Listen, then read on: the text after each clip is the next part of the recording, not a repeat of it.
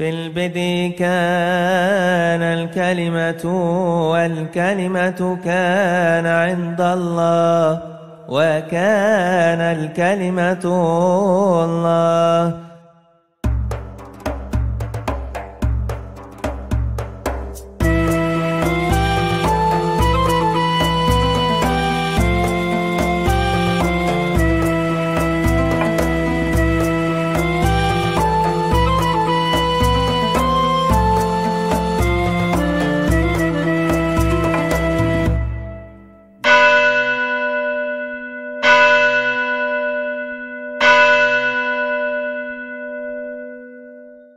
Sebetulnya tema ini adalah tema yang sering disalahpahami, khususnya dalam perjumpaan kita dengan saudara-saudara Muslim. Bahkan muncul dan berkembangnya intoleransi beragama, secara khusus penilaian Islam tentang Kristen itu kadang-kadang bahkan sering diperuncing karena misunderstanding atau kesalahpahaman sebagian umat Islam tentang Allah Tritunggal. Karena itu apa yang saya lakukan di Indonesia itu adalah bagaimana mencairkan kesalahpahaman itu. Tentu dalam nada dialogis, bukan perdebatan menang kalah, tapi membangun kesalahpahaman dalam dialog antara agama yang berbasiskan kerukunan, yang berbasiskan teologi religionum, di mana melalui dasar ini orang bisa memahami teologi masing-masing tanpa mengintervensi tafsir satu agama terhadap agama yang lain. Tapi itu pun juga tidak mudah, karena orang beragama itu lebih suka bertengkar ketimbang berdamai, ya kan? Nah, tapi saudara-saudara, meskipun demikian itu tetap dijelaskan. Nah, bagaimana kita orang Kristen menjelaskan tentang Tritunggal? Pertama-tama harus saya sampaikan, Tritunggal itu wilayah metafisika. Artinya beyond the physics, bukan bicara tentang 1, 2, 3, bukan bicara pendekatan yang sifatnya numerical atau bilangan, tetapi itu menyangkut misteri Allah dalam kekekalan. Saya bisa mengurai ini dalam dua pemahaman. Yang pertama, keberadaan Allah. Keberadaan Allah itu bisa dipahami dalam dua aspek. Yang pertama, ada demi dirinya sendiri. Artinya ada demi diri Allah sendiri. Itu ada secara kekal. Yang kedua, ada dalam relasi dengan yang lain. Apa maksudnya? Ada karena diri sendiri. Ini pemahaman yang sifatnya ontologis. Ketika Musa dipanggil oleh Tuhan, awal perutusan Musa bertanya, nanti kalau mereka bertanya bagaimana tentang namanya, masmu dalam bahasa Ibrani, bagaimana tentang namanya. Nama itu di dalam pemikiran Yahudi bukan sekedar seperti nama orang, nama Jack, nama James, tapi nama itu adalah pribadi yang dinamakan. Nama itu adalah pribadi yang mengungkapkan diri, dan nama itu kuasa di balik yang dinamakan. Makanya orang membangun Menara Babel itu kan untuk mencari nama. Pertanyaannya, umur berapakah orang yang membangun Menara Babel itu? Katakanlah umur 30 tahun ke atas, masa belum punya nama?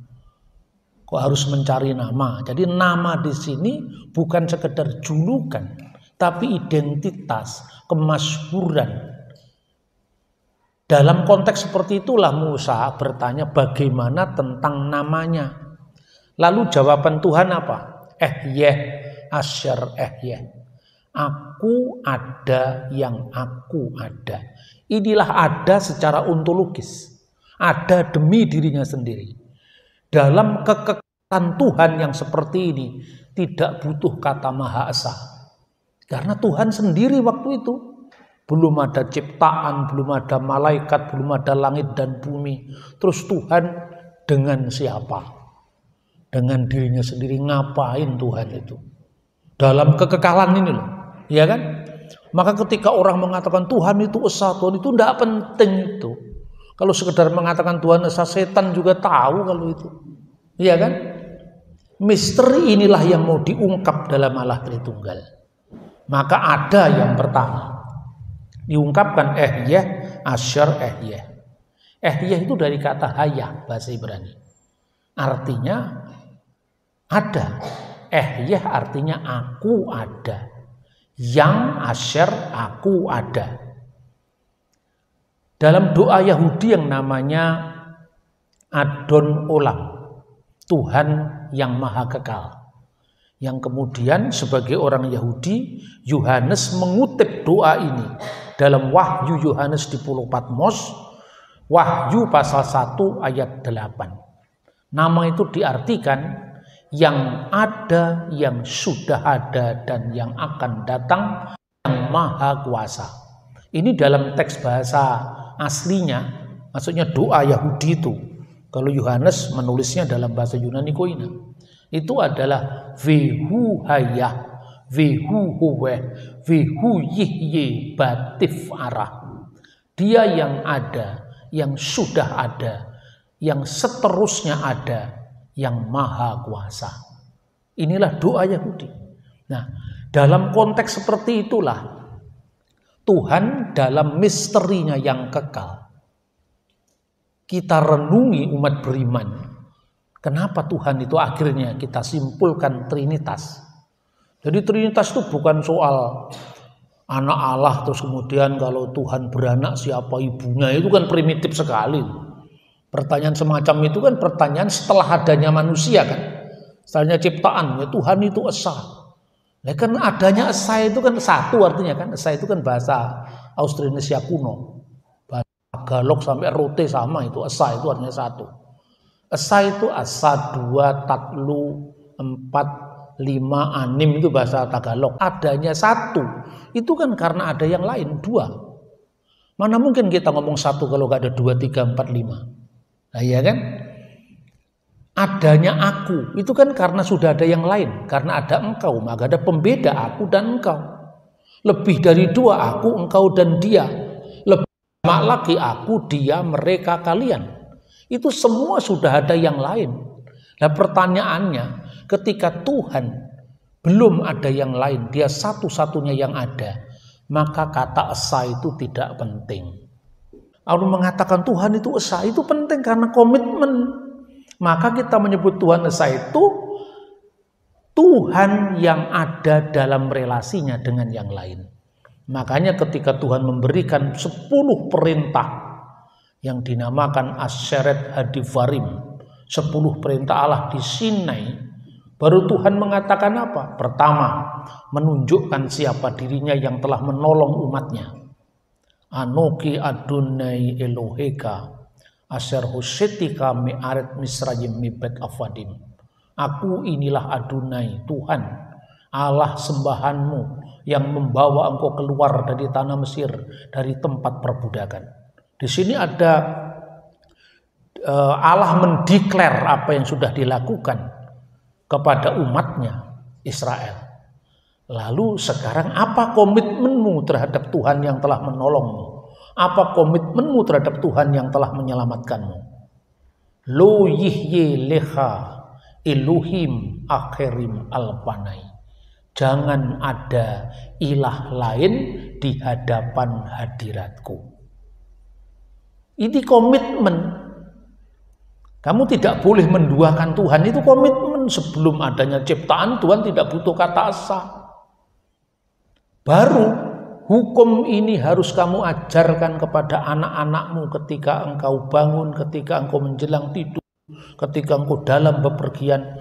Maka kemudian ada Shema Yisrael, Adonai Elohenu, Adonai Echad. Dengarkanlah wahai Israel, Tuhan sembahan kita, Tuhan itu esa. Nah inilah kata esa, kata echad itu muncul. Jangan dipotong langsung esa, tidak bisa. Nah, itu kan esa itu Bukan komitmen manusia karena kita memahami keberadaan Tuhan dalam relasinya dengan yang lain. Lalu saudara-saudara, dalam perjalanan umat Allah ini, dari masa yang kita sebut perjanjian lama menurut istilah Kristen, sampai masa perjanjian baru. Penghayatan tentang Allah itu, selain kita melihat dari kitab suci, ya, tapi kita juga melihat dari liturgi. Begitu kita membaca kitab Taurat lembaran pertama, di situ sudah menyebutkan Allah, Roh Allah, dan Firman Allah. Bereshit bara Elohim et hasamayim ve et saaret. Pada mulanya Elohim Allah menciptakan langit dan bumi. Bagaimana keadaan bumi ketika itu? Veha aret hayyetah tohu wabohu. Bumi itu belum berbentuk dan kosong. Wahosek dan kegelapan alfene tehom menutupi samudra raya. Wiruah Elohim dan roh Allah merakefet alfene hamayim, melayang-layang di atas permukaan air. Roh Allah itu sumber hidup dalam diri Allah yang menyalurkan hidup kepada ciptaan yang masih dalam tahap pembentukan. Lalu wayumer Elohim dan berfirmanlah Allah, Yehior, Yehior, jadilah terang, maka terang itu jadi. Allah, roh Allah, firman Allah. 3 kali disebut kata Elohim itu menunjukkan eksistensinya hanya satu. Kenapa? Allah, roh Allah, firman Allah. Allah bicara eksistensi. Roh Allah bicara tentang rohnya sang eksistensi ini. Firman Allah, firmannya sang eksistensi ini. Maka satu dalam ketigaan. Kan begitu. Terus kemudian Mazmur 33 ayat 6. Oleh firman Tuhan langit dijadikan. Oleh nafas dari mulutnya segala bala tentaranya. Muncul lagi ada ketigaan ini. Ya kan? Kemudian pada masa perjanjian baru, ketika Yesus memberikan perintah pekabaran Injil, pergilah, jadikanlah semua bangsa muridku dan baptiskanlah mereka dalam nama Bapa dan Putra dan Roh Kudus. Bahasa aslinya esto onomatopatros ketu iu ketu agiu pneumatos. Di dalam nama, di sini bentuk tunggal. Kalau kita memahami teks itu bentuk tunggal, bukan di dalam nama-nama. Bahasa Yunani esto onomata, tapi di dalam nama, in the name of the Father and the Son and the Holy Spirit. Jadi Father, Son and the Holy Spirit itu adalah one God. Clear sebetulnya. Kemudian dalam konteks penyembahan, kenapa ketika orang Israel menerima berkat yang disebut berkat Harun selalu bernada trinitaris? Ketika malaikat memuji Tuhan, misalnya dibaca di dalam kitab Yesaya 6 ayat 2 dan 3. Para serafim berdiri di sebelah atasnya. Masing-masing mempunyai 6 sayap. 2 sayap dipakai untuk menutupi muka mereka. 2 sayap dipakai untuk menutupi kaki mereka. Dan 2 sayap dipakai untuk melayang-layang. Dan mereka berseru kepada seorang. Katanya, Kudus, kudus, kuduslah Tuhan semesta alam. Seluruh bumi penuh dengan kemuliaannya. Kenapa kudus diucapkan 3 kali? Kenapa bukan 4 kali atau 5 kali sekalian Pancasila? Ya kan?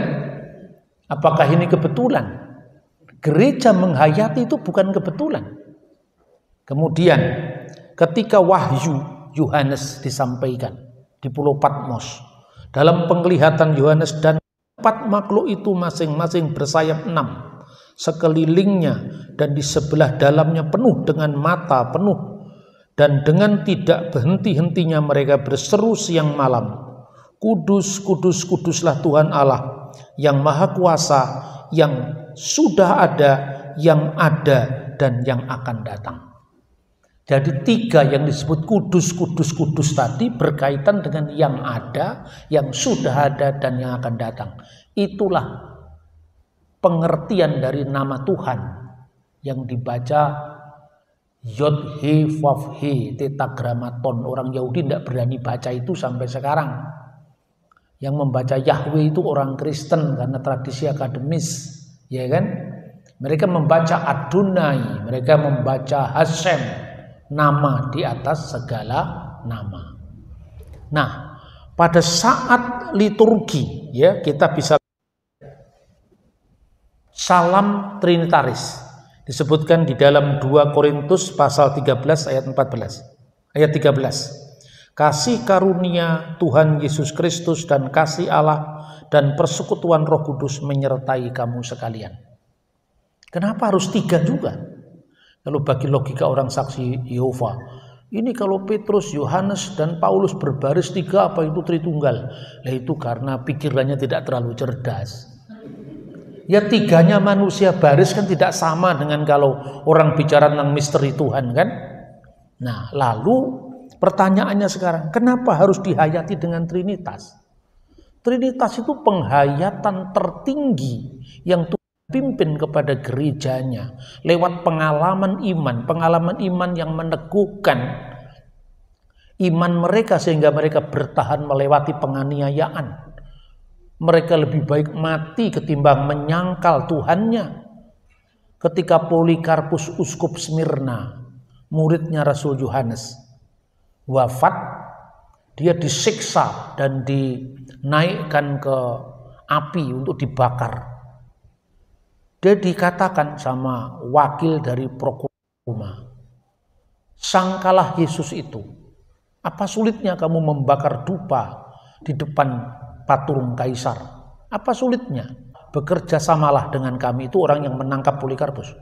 Polikarpus diam, dia tidak mengucapkan sepatah kata pun sampai kemudian dia menegaskan komitmennya. 86 tahun saya mengikuti dia dan dia tidak pernah mengecewakan aku. Dia lebih baik mati ketimbang menyangkal Sang Kristus.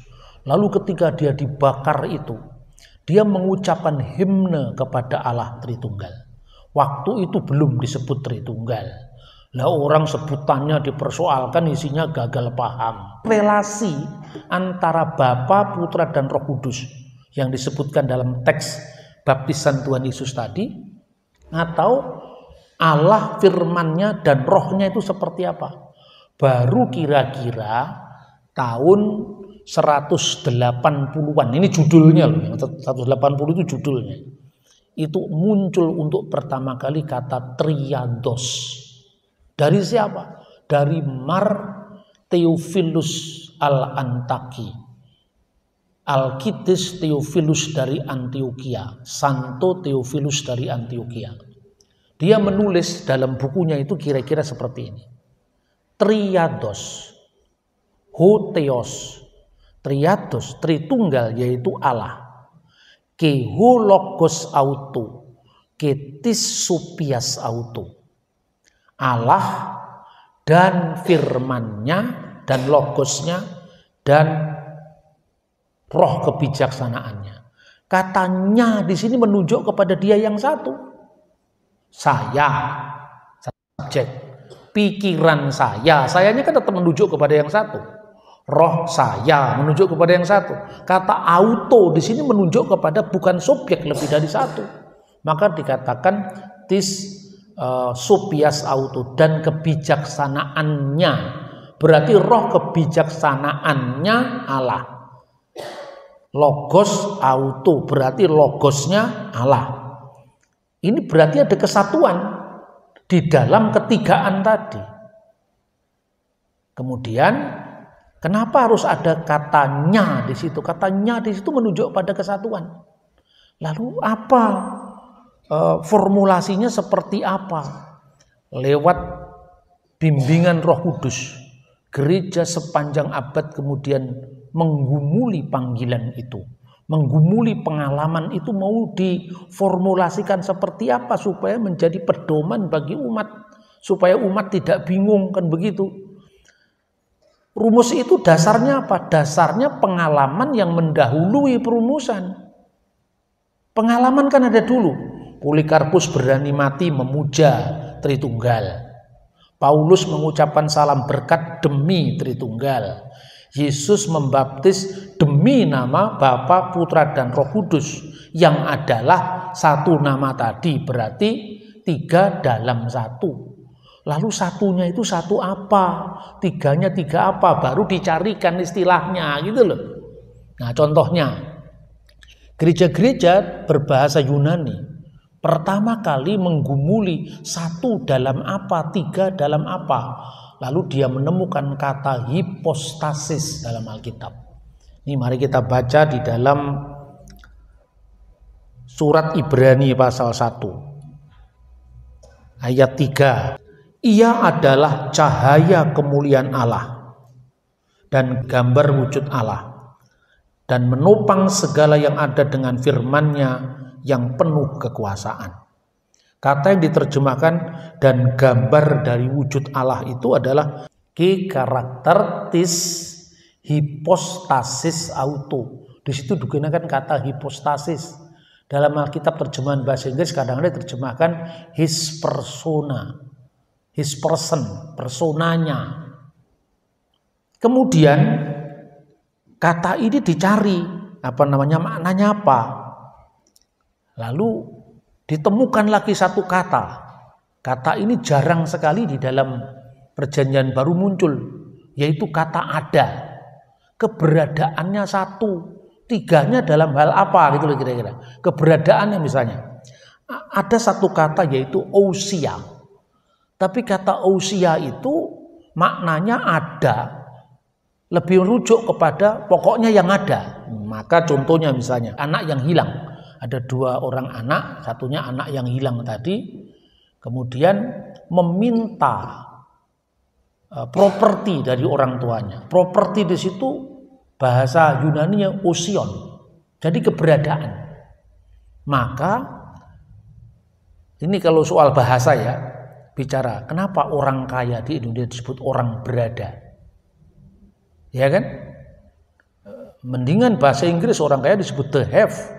Dia memiliki, tapi tidak sepenuhnya keberadaannya. Tapi kalau orang Indonesia itu lebih parah. Orang kaya disebut orang berada, karena adanya diukur dari kekayaannya. Benar apa tidak? Makanya ya kata ousion itu dipakai misalnya selain di dalam pengertian properti tadi, kita bisa melihat ini. Doa Bapa kami misalnya. Dalam doa Bapa kami itu, berikanlah kami makanan kami yang secukupnya. Nah, kata secukupnya ini sebetulnya juga problematik, belum tentu benar itu. Nah, makanya di dalam Alkitab bahasa Latin diterjemahkan berikanlah makanan kami yang hakiki setiap hari. Kenapa hakiki? Karena ada kata epiusion di situ. Kalau di dalam terjemahan bahasa Arab doa Bapa kami itu Kubsana kafafana atinal yaum. Berikanlah kami makanan kami yang secukupnya. Itu terjemahan lembaga Alkitab Mesir. Tapi terjemahan lembaga Alkitab Libanon, Kubsana jauharriya atinal yaum. Berikanlah kami makanan hakiki kami sehari-hari. Kok bisa makanan hakiki? Karena manusia itu tidak hanya hidup dengan roti, tapi dengan firman Allah. Di situ makanan bukan hanya makanan jasmani, tapi juga makanan rohani. Makanya kata jauhar itu muncul nantinya sebagai terjemahan ousion atau ousia. Nah, rumit ya Bapak Ibu ya, karena bicara tentang Tuhan itu memang rumit. Ya kalau mau sederhana dikatakan bagaimana 3, 1, 1, 3 ya kamu pahamilah manusia itu misalnya. Terdiri dari keberadaannya, kalau manusia tubuh, kalau Tuhan itu tak kasat mata, jiwa dan roh. Sederhana kan? Tubuh, jiwa, roh. 1 apa 3? 1 Pak. Tapi sekarang lebih lanjut. Coba kamu gambar rohmu kan nggak bisa, rumit juga. Lah kalau bicara manusia aja rumit, psikologi manusia aja perlu bertahun-tahun belajar, apalagi Tuhan kan gitu kan. Maka kalau tidak banyak ngerti, nggak usah protes, terima saja. Tapi kalau Anda mau siap mau belajar, ya metodenya harus benar, jangan Tritunggal dipahami matematika. Orang mengatakan orang Kristen itu tidak normal. 1 tambah 1 tambah 1 sama dengan 3 bukan 1 katanya. Terus saya bilang, kenapa kamu tambah? Tidak kamu kalikan. Ayo coba. 1 kali 1 kali 1 tetap 1. Lah Tuhan kok tak terhingga kamu pahami seperti bilangan. Adanya bilangan itu karena ada kalkulasi kan. Terus saya bilang, sudah usah ngomong Alkitab, ngomong Aristoteles saja. Ini mahasiswa saya di kampus-kampus saya tanya. Kamu tahu, pengenalan manusia itu minimum dalam 3 tahap. Mengenal keberadaan. Yang pertama, tahap pertama kata Aristoteles, fisik. Saya mengatakan bahwa bola ini bulat karena ada bendanya. Pengalaman fisik saya mengalami bola bulat, maka saya akan bola itu bulat. Meja ini persegi panjang, kan ada bendanya, persegi panjang. Itu kalau kata Aristoteles itu pengenalan ilmu yang paling rendah. Baru ditingkatkan satu tahap lagi namanya matesis. Matesis itu sudah kalkulatif. Misalnya 5 kali 5 sama dengan 25. 5 kali 10 sama dengan 50. 10 kali 100 sama dengan 1000. 1000 kali 10 sama dengan 10.000. Coba gambaran 10.000 seperti apa. Lalu digambarkan 10.000 rupiah, 10.000 dolar. Lah itu kan gambar 10.000 angka. Tapi 10.000 itu 10.000 apa? 10.000 kilometer, 10.000 liter, 10.000 mil itu apa? Kan nggak ada bendanya. Tapi rasio kita bisa paham karena secara kalkulatif memang masuk akal. Kan gitu kan? Yang terakhir baru yang namanya metafisik. Meta itu beyond, fisik itu fisik, beyond fisik. Di balik yang fisik, misalnya Tuhan itu satu. Tuhan yang satu itu menyertai orang-orang beriman. Yang di seluruh Indonesia jumlahnya 20 juta orang beriman. 20 juta itu tinggal dari Sabang sampai Merauke berjajar pulau-pulau. Ada yang tinggal di Medan, tinggal di Banda Aceh, tinggal di Jakarta, tinggal di Surabaya, sampai tinggal di Jayapura dan Sorong. 10 juta atau 20 juta manusia yang tinggal menyebar di seluruh pelosok Nusantara. Disertai dengan satu Tuhan. Lalu Tuhannya apa jadi 10 juta atau 20 juta? Tidak. Lah kenapa? Karena Tuhan itu tidak terikat oleh ruang, tidak terikat oleh waktu. Itulah yang namanya metafisik. Lah Tritunggal itu wilayah itu. Kalau bahasa filsafatnya Yahudi, bahasa Kabalah itu Ein Sof. Dia yang tak terhingga. Maka tak terhingga ditambah tak terhingga, hasilnya tetap sama, tak terhingga. Nah itu saudara-saudara kira titik-titik tolaknya. Maka kemudian dari berdasarkan tek-tek perjanjian baru tadi, mulai ditemukan hanya ada satu substansi sekaligus satu hipostasis. Ketika gereja dirongrong oleh ajaran bidat yang namanya Arius itu mengatakan begini kira-kira. Pernah ada waktu di mana dia tidak ada. Sebelum diciptakan dia tidak ada. Atau dia diciptakan dari ketiadaan. Atau kepada orang yang mengatakan dia memiliki hipostasis dan ousia yang berbeda. Di sini kata hipostasis dan ousia masih disamakan. Ini tahun 325. Artinya sama-sama dengan ada, cuman meskipun ada. Kalau bicara adanya Tuhan kan beda dengan adanya ciptaan kan. Maka ketika Arius mengajarkan ada waktu, ada limit waktu di mana dia tidak ada. Nah, dia di sini merujuk kepada siapa? Merujuk kepada firman Allah. Pada mulanya adalah firman dan firman itu bersama-sama dengan Allah dan firman itu adalah Allah. Tidak usah diotak-atik lagi. Kata bersama dengan Allah itu tonteon, the God. Tapi firman adalah Allah itu tanpa kata sandang, yaitu theos saja. Tidak usah diotak-atik seperti itu. Itu mudah sekali jawabannya. En arki in hologos, pada mulanya firman itu. Sang firman, ki hologos in prostonteon, firman itu bersama-sama dengan tonteon, the God, ki theos in hologos, dan theos sendirilah firman itu. Kenapa yang kedua tidak ada kata sandang? Karena wujudnya hanya satu. Kalau ada kata sandang berarti lebih dari satu Allah. Lalu mengatakan, kami tidak keberatan kalau Yesus disebut Allah, tapi tidak setara dengan Bapa. Nah, dengan setara dengan siapa? Allah cuma satu. Ini mirip saksi Yehova kan? In the beginning was the word and the word was with God and the word was a God. Lah a God itu kan suatu Allah. Lah terus Gusti Allah ini jumlahnya piro?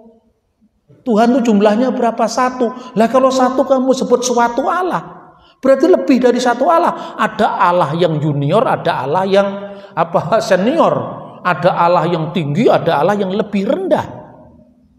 Karena orang tidak paham jenjang-jenjang dalam memahami misteri Allah Tritunggal.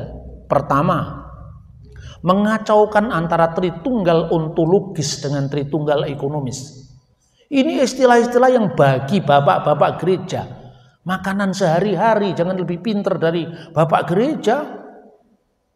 Tritunggal ontologis itu artinya Allah yang satu dalam kekekalan, ada pada dirinya sendiri dengan firman-Nya dan dengan rohnya. Katanya di sini menunjukkan satu wujudnya. Maka ketika firman itu menjadi manusia, surga tidak pernah kosong. Loh kok ya masih ada orang-orang yang tidak mengerti bedanya metafisik dengan fisik tadi. Ketika firman menjadi manusia, kenapa di surga masih ada suara, engkaulah anakku, kepadamulah aku berkenan. Berarti kalau firman turun ke dunia kan surga kosong. Lah memang Tuhan itu benda apa? Kalau 3 benda dikurangi 1 benda tinggal 2. Tapi kalau Anda punya kepintaran untuk membuat roti boi misalnya, Anda ajarkan pada 10 orang, 20 orang ibu-ibu di gereja ini, Anda yang tidak pintar membuat roti boi, dalam waktu 2 jam Anda pintar membuatnya. Apakah kepintaranmu berkurang 20 orang karena ditransfer pada 20 ibu-ibu? Loh tidak Pak, loh ini kan berkurang. Karena pikiran, kecerdasan itu tidak bisa ditambah dan dikurangi. Kan gitu mestinya pola pikirnya. Lah nanti kalau orang mulai ngomong tentang filsafat langsung dicurigai. Ini Pak Bambang itu bukan teolog tapi filosof, karep-karep mula. Orang itu disiplin berpikir. Karena kita sendiri yang keliru memahami teologi itu bukan interdisipliner dengan ilmu-ilmu yang lain. Bagaimana kita bisa paham teologi tanpa paham bahasa? Karena menemukan istilah una substantia tres persona itu bahasa, wilayah perumusan, wilayah formulasi. Gitu loh saudara-saudara. Tritunggal dalam ekonomis, Tritunggal dalam pernyataan Allah. Misalnya, waktu Yesus dibaptis. Yesus dibaptis di Sungai Yordan, Roh Kudus dalam wujud burung merpati, dan Allah bersuara dari surga, engkaulah anak yang kukasihi. Kan ada 3 yang terpisah Pak. 3 yang seolah-olah terpisah itu adalah wujud pernyataannya di bumi. Karena di bumi sudah ada ruang, sudah ada waktu, sudah ada jarak, sudah ada hitungan. Maka itu bahasa penangkapan manusia yang terbatas. Tapi pertanyaannya, apakah kemanusiaan Yesus itu adalah Tritunggal? Bukan. Kemanusiaan Yesus ya kemanusiaan Yesus yang datang ke dunia. Itu wujud inkarnasi firman yang menjadi manusia. Pertanyaan kedua, apakah burung merpati itu Roh Kudus? Burung merpati ya burung merpati, tapi menjadi simbol kehadiran Roh Kudus. Lah kalau burung merpati Roh Kudus kan ada Roh Kudus goreng, bahaya itu. Benar, bedakan antara Allah dalam ontologinya, dalam substansinya yang kekal dan pernyataannya ke dunia. Gitu loh. Nah, ketiga lagi orang mengaburkan kristologinya. Ada aliran yang namanya Oneness. Yesus itu ya Bapa itu ya Yesus itu. Lah ini kan karena apa? Nah itu tadi, kalau orang Jawa itu ngomong gemblung ke susu manggung. Orang gemblung itu kan tidak terlalu genap kan, tapi sudah cepat-cepat mau naik pentas itu. Coba baca Alkitab sendiri. Kata malaikat bahwa anak yang kau lahirkan, anak laki-laki yang kau lahirkan itu akan disebut Yesus. Karena dia akan menyelamatkan umatnya. Berarti Yesus itu nama inkarnasi firman. Bukan firman yang kekal itu. Makanya gereja mengajarkan dua natur Kristus dalam satu kesatuan hipostasis. Gitu loh. Yesus mati Pak. Masa Tuhan mati? Tuhan gak bisa mati. Yang mati itu kemanusiaannya kok. Maka dikatakan dia yang dibunuh dalam keadaannya sebagai manusia. Gitu loh saudara-saudara. Jadi apa artinya Yesus disebut Bapa yang kekal dalam Yesaya pasal 95? Kristus itu kan Adam kedua, Adam terakhir. Adam yang pertama itu yang membuat manusia jatuh ke dalam dosa. Dosa upahnya apa? Maut. Maka lewat Adam yang pertama orang jatuh ke dalam dosa dan buahnya maut. Kalau konteksnya seperti itu. Mesias itu menjadi Adam yang terakhir yang memulihkan kelapukan Adam. Maka Adam yang kedua itu bukan Bapa yang membawa kepada kerusakan dan kebinasaan, tapi Bapa yang kekal. Bukan berarti Yesus itu Allah Bapa gitu loh. Kan tidak sulit memahami itu sebetulnya. Akhirnya kata ousia dan kata hipostasis yang dulunya itu artinya cenderung sama, kemudian nanti di konsili berikutnya. Konsili Konstantinopel tahun 381, kemudian kata hipostasis tidak ada lagi di situ, hanya kata ousia. Maka Yesus baik di konsili Nikea sampai konsili Konstantinopel disebut sebagai homoousios. Artinya apa? Setara dengan Bapa. Loh, kenapa disebut setara? Nah, contohnya begini. Firman Allah dan Allah itu lebih dulu mana adanya? Kan dia di sini kan firman toh. Dia yang dimaksudkan di sini ada waktu di mana dia pernah tidak ada. Dia ini kan firman. Lah Yesus itu kan firman Allah. Pada mulanya adalah firman dan firman itu bersama-sama dengan Allah dan firman itu adalah Allah. Nah sekarang, pernahkah kita membayangkan Allah pernah ada tanpa firman-Nya? Ayo sekarang. Duluan mana Allah dengan firman-Nya? Kata saksi Yehova pasti jawab. Duluan Yehuwa Pak. Nah terus firman yang menciptakan siapa? Yang menciptakan Yehuwa. Bagaimana caranya Yehuwa menciptakan? Jadi berfirman Pak. Jadi maka jadilah. Loh katanya kamu firman diciptakan. Allah menciptakan dengan firman-Nya. Betul? Betul Pak. Kalau gitu firman itu ciptaan apa? Bukan ciptaan. Ciptaan Pak. Loh yang menciptakan siapa? Allah. Allah menciptakan caranya bagaimana? Berfirman. Loh firman yang menciptakan kamu katakan bukan ciptaan. Bagaimana? Kamu katakan ciptaan. Padahal Allah menciptakan dengan firman-Nya. Itu lebih dulu mana Allah dengan firman-Nya? Ya mestinya lebih dulu Allah Pak. Berarti Allah sudah ada, firman-Nya belum ada. Betul Pak. Lah waktu firman-Nya belum ada, apakah Allah pernah bisa menciptakan? Ya bisa Pak. Menciptakan dengan cara apa? Dengan berfirman. Loh katanya firman-Nya belum ada. Kan logikanya sederhana sekali di konsili itu. Terus akhirnya kejar terus. Terus Yesus fungsinya apa di situ? Dia kan sukanya ayat-ayat. Coba Bapak baca di Amsal 8:20. Sudah tahu saya, tidak usah dibaca, saya sudah tahu saya. Dia yang menciptakan aku sebagai permulaan begitu itu kan maksudkan. Ya ini kan bahasa sastra ini. Amsal itu kan ditulis sebelum Yesus datang ke dunia kan. Tapi bahasa aslinya di situ bukan menciptakan, memiliki kanani dari kata kana. Makanya Melkisedek memberkati Abraham dengan koneh simayim viaret.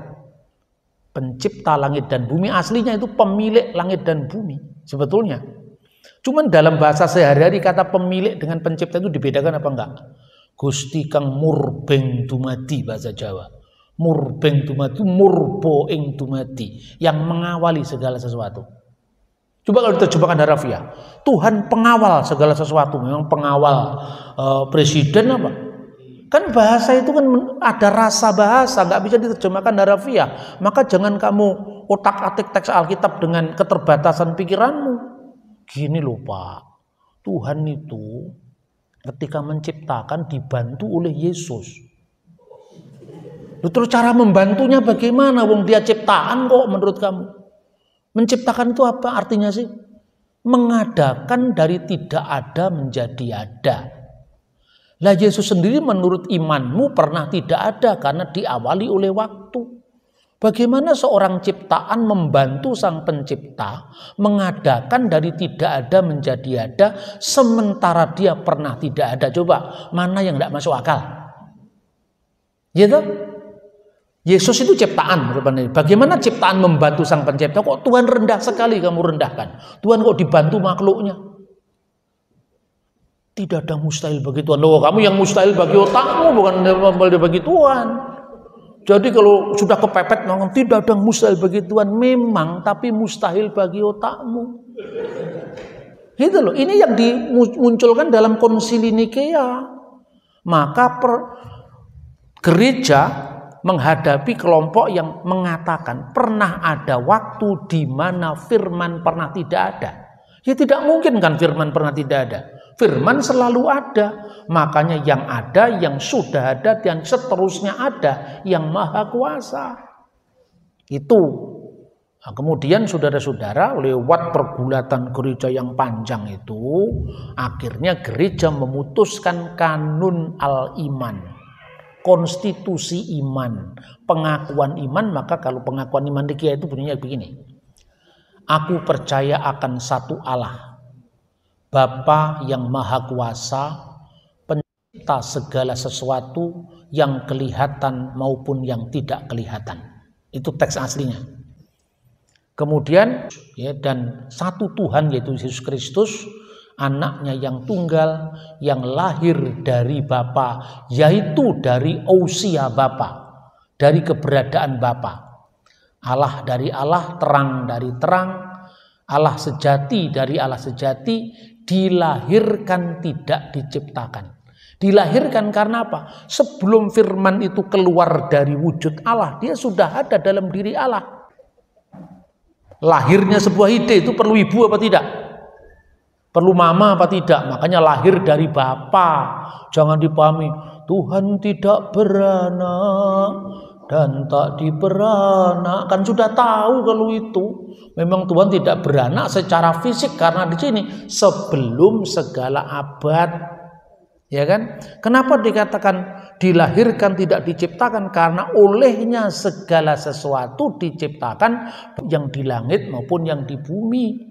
Dan untuk kita keselamatan manusia telah menjadi manusia dan seterusnya. Dan aku percaya akan Roh Kudus titik. Belum ada deskripsinya. Baru kepada mereka yang mengatakan pernah ada waktu di mana dia tidak ada. Ini rumusannya, semua rumusan yang teologis metafisik yang pasti bisa dipahami oleh orang-orang yang otaknya cerdas. Kalau otaknya kurang cerdas, sulit membedakan satu batu dengan satu Tuhan, nggak mampu. Bagaimana sombong sekali mengatakan konsili itu tidak masuk akal. Saya jawab, tidak masuk di akalmu, bro. Kamu tidak pernah belajar metafisika, tidak pernah belajar sejarah. Kalau belajar cuma dikutip-kutip kutipan dari kutipan sumber sekunder, bagaimana kamu bisa memahami misteri Tuhan? Orang Muslim itu semoderat apapun tidak pernah kehilangan yang namanya akidah Islamiyah. Kalau Kristen itu sedikit moderat saja sudah lupa akarnya. Loh, ini saya katakan terjadi. Saya bersama dengan teman-teman Muslim intelektual Islam mulai dari zaman Gus Dur, Cak Nur, Komarudin Hidayat sampai sekarang ini, tidak pernah mereka meragukan formula iman mereka. Tapi kalau bicara tentang bagaimana pembaruan agama dalam konteks perjumpaan dengan yang lain, ya silahkan. Nah itulah, maka kemudian dirumuskan hubungan antara ketigaan tadi dirumuskan. Lalu pada konsili tahun 381 baru Roh Kudus itu ditambahkan deskripsinya, aku percayakan Roh Kudus yang menjadi Tuhan yang menghidupkan, yang keluar dari Bapa, bersama-sama dengan Bapa disembah dan dimuliakan dan seterusnya. Itulah sejarahnya pengakuan iman. Menurut saya ini adalah pengakuan iman gereja semesta sebelum skisma, sebelum perpecahan. Titik inilah Ortodok, Katolik, Protestan dan segala denominasinya bisa menyatu. Bahasanya Aramaik, lalu diterjemahkan dalam bahasa Aramaik. Mia ousia tres hipostasis diterjemahkan dengan hat ousia talat gnome. Artinya apa? Hat satu, ousia, satu keberadaan, talat itu bahasa Aramaik, tiga, bahasa Arabnya salasa. Gnome, gnome itu yang nantinya diterjemahkan dalam bahasa Arab uknum, menjadi bahasa Indonesia oknum. Nah bahasa Arabnya apa? Maka kemudian terakhir dirumuskan satu substansi dalam tiga persona. Itu dari bahasa Yunani. Mia ousia tres hipostasis. Di sini hipostasis dibedakan dengan ousia. Ousia itu adalah keberadaan, bahasa Arabnya al-wujud, keberadaan, eksistensi, ya. Kemudian hipostasis dari kata hipo dan stasis, berdiri pada. Oh, berarti ini bagian kalau gitu. Makanya kemudian diterjemahkan dalam bahasa Latin tres personae, tiga pribadi. Tapi pribadi di sini bukan pribadi psychological personality, bukan. Kalau psychological personality itu antara satu dengan yang lain terpisah. Tapi teks yang dipakai oleh Tertullian itu una substantia tres personae. Diskresi non separati, distingsi non divisi. Nah ini sulit ini memang ya, apa Tritunggal itu ilmunya orang pinter yang mesti sulit lah, ya kan? Tapi kalau kita pahami tidak sulit. Berbeda tapi tidak terpisah, memiliki kekhasan secara tak terbagi. Ketika Tuhan firman-Nya menjadi manusia, surga tidak pernah kekosongan firman. Karena apa? Metafisik. Lalu diterjemahkan dalam bahasa Aramaik, karena gereja waktu itu kan sebelah barat menggunakan bahasa Yunani dan Latin, sebelah timur menggunakan bahasa Aramaik.